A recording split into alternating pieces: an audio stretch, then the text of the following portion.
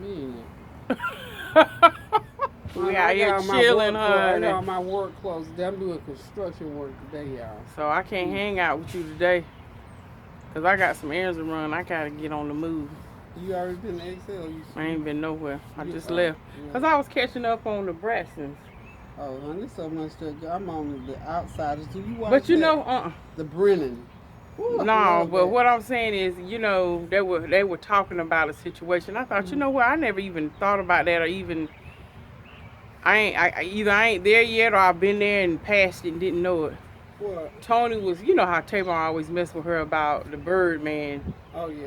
And so Tony was talking to us to Wanda, and she said, because you know Toni Braxton, she's got lupus, and she has those different flare-ups.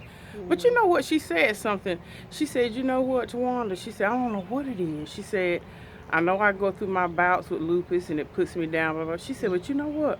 I'm being honest and straight up. She said, I'm almost afraid to be happy. Oh yeah, they had posted that on Facebook. Ain't that something? Is that something to think about? I mean, I guess we all. It's not since your dad died. It's like when you go through. You have to hit a real bad tragedy in your life to be able to deal with that. Right. Hers is her illness. Yeah. Mine is your dad's death. I know my parents passed, and that was a tragedy. My brother, but nothing. But when I think about, I never. One of the main reasons why I never wanted to get married again. I can't do that again. I can't. That separation. That tearing, that separation. I can't do that. I don't have that in me to think that I could remarry, and the possibility of that. I don't feel like and I'm still going through that hurt, that tearing away. And I'm fine, but it's just so deep, and I guess it depends on relationship, because we had an intertwined relationship. We had our separate things, but yet we were intertwined because, you know, we were just more than husband and wife, and we loved each other. So that's a real question. Oh, yeah. That's a real... I know exactly what she is. She's afraid to be happy because she figured she got all carried away and being so happy, and then, bam, that lupus, you know, and then you figure, and I'm sure she's considering him too. Right. So, yeah, I understand perfectly. That was something. Yeah. I thought, wow. They had it on Facebook, and I read that today. In fact, I was getting ready to read it. And she was just being really real and honest with herself. She said, you know, because I guess Birdman said, look, I just want to come get you and we just hang out. I just want you to hang with me. And she was just like, I don't know. The other marriage, that could be a factor. Yeah, because she was deep with that. Yeah. He cheated on her. So, you know, it could be the sickness, a bad relationship. For me, it was your dad passing. I don't want to, and it's not that I don't want to be, I don't think she doesn't mean that she doesn't want to be happy. It's just that you sort of caution. I don't want a serious relationship ever in my life again like that. You know, and see, a lot of people think too, like, you know, a lot of people ask me, you know, I can't believe you're not married and stuff like that. You know, for me, I believe in the institution of marriage, and as a woman of God, and I have, you know, of course, you know, I'm with Rex, and we have a good relationship, companionship, and stuff like that. But you know, that don't have to be the end all, be all.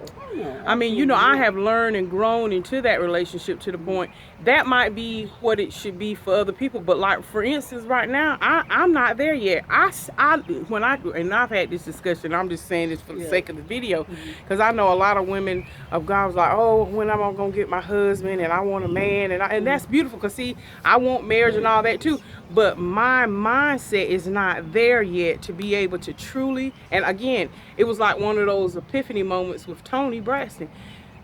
For me, it's, am I ready to give up my space?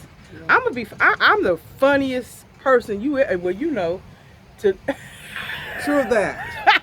I can admit it. I'm funny. As much as people love being around me and we have fun and laugh, I like my space. I like my abode. I like my ambiance. I like to be able to go home, and if I want to bust out and song, I ain't got to worry about somebody getting pissed off because I sung. And it's not even that. It's just that I love my quiet. I can shut my door and I'm just in my own A bold. Oh, I love that.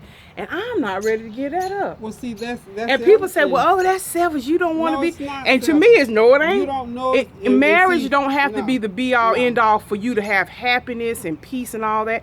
Is that something that, you know, I would love to be in one day? Oh, sure. But until I'm there, I'm not going to let, because I'm a woman of God, you know, what are you doing having a companion and going out to eat? Because I'm hungry. I know that's right. Or because I don't want to eat alone. And I'm evenly yoked. I'm evenly yoked with him. We love the Lord. He respects my space and all that.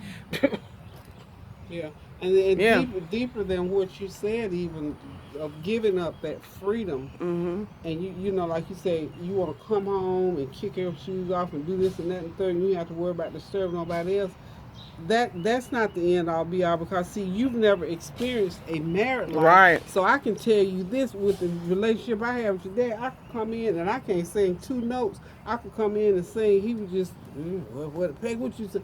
It wouldn't disturb him. Right. So that was, you know, even that again, it's what is important to you, and those things that are near and dear to your heart, what you can and cannot give up, and what you can and cannot accept. So that's why I always say, live and let live. What people and I'll tell anybody when they're going through a crisis, or if it's a good, do what you can deal with. And you know, for Christian people, we know what the Word of God said, and of course we have to do it according.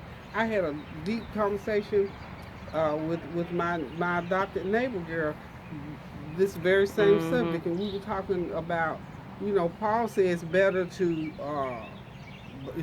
marry than to burn. If you're burning, type of person, then, and you're a Christian, then you know you need to get married. Right. And I had another person say to me, well, even though I've had a husband and we had a good life and I'm a Christian, I want that back again. Yeah. And that individual, and then so my answer to her was, well, as a Christian, you know that in order to have a sexual relationship again, then you have to be a married woman again.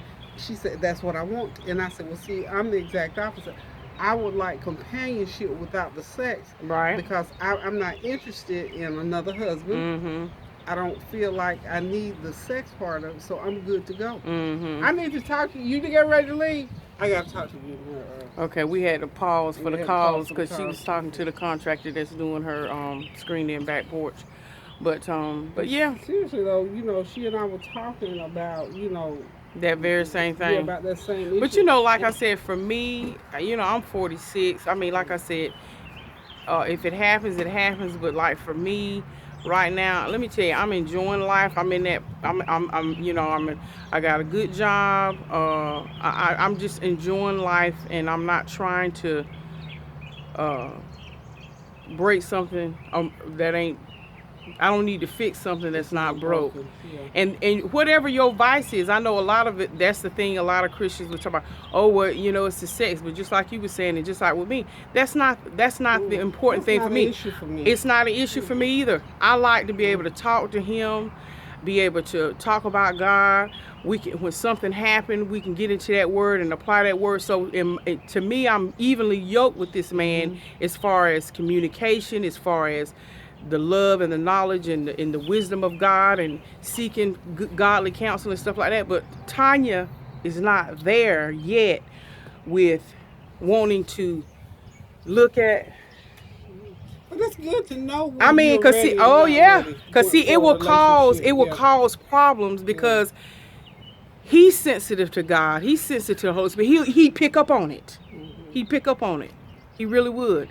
So I mean, until I'm there, and I guess because, you know, after I lived with a man shacking, which is again totally different from being married to a man, for almost 10 years, and then I went another 10 years without even being in any type of relationship, not even going on a date, because that's when I gave my life to Christ. I ate the word, I lived and breathed the word and all that stuff.